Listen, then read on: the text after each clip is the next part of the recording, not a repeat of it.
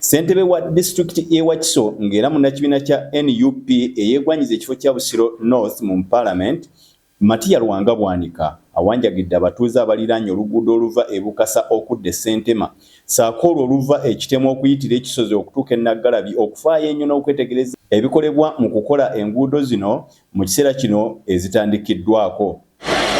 Enguudo zino ng'olumu luliko kilomita ezisoba mu 12 nga n'olulala lusukka mu 6 zatandise okukolebwa nga ne ssente ezikola enguudo zino gavumenti ezeewoze mu bbanka y'ensi yonna.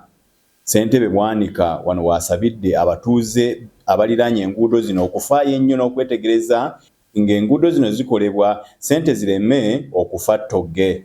Omwala gwasukkemu akacupa kagi n'osanga omuntu ettaka lye yalina lyonna ligenze mu mwala naye nga tasobola ddigogola.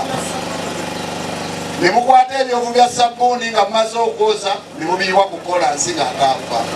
Tubasaba bannange oluguudo bwe lugwa lugenda kuba lwammwe. Bwanika era agamba nti wakusigala ng'alondoola enguudo zino n'endala zonna mu disitulikiti y'e Wakiso ne bw'anaaba takyali ssentebe wa disitulikiti eno. Mululabirire ate tekyetagisa kulabirira lwonna. Buli muntu alabirire waakola ki? Wabeera ng'olabirira ng'alabirira ekikyo. Ndaba tunaatera okwambala engoye. Ssaabasajja Kabaka mu kutongoza okuzimba enguudo zino obukulembeze bwe Wakiso bubadde wamu n'obukulembeze bw'e Kampala era minisita omubeezi ow'ensonga z'e Kampala Kabuye Kyofa Togabye wano wasinzidde n'alabula bannawakiso okwewala okuganza abakyayina abazimba enguudo zino okwewala okubazaalamu abaana ate ne basigala okwejjusa. Kitegeeza weeteze nnyo ne weetegulula naye ate sitwagala ku ssente enkyayina oba baziyita batya nange sizimanyi naye mmanyi ssente za ddoola ezo mwetege muzirye. Buli oba akyatunda akikole ki? Akireete budde bwakukola ssente. Ssente mugenda tandika zikola kati yamina. Bade emmere tebaleese ya kyayina bagenda kulya mmere yaki? Ate balina n'enva ze balya muzitegedde.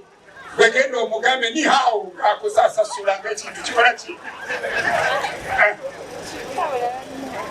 Bo abatuuze abaliraanye enguudo zino basabye gavumenti ekolewo mu bwangu enguudo zino ziggwe mu bwangu baleme okukosebwa mu mirimu gyabwe. Muteekeko abaana abakozi ate abatagenda kubba oluguudo lubeere nga lugazi nga lulungi mutuyambe muteekewo kalubati owetagisa kalubati muwe abaana emirimu naye ate mutuyambe temuteekamu ebikyamu olw'okuba mwagala okulya ennyo.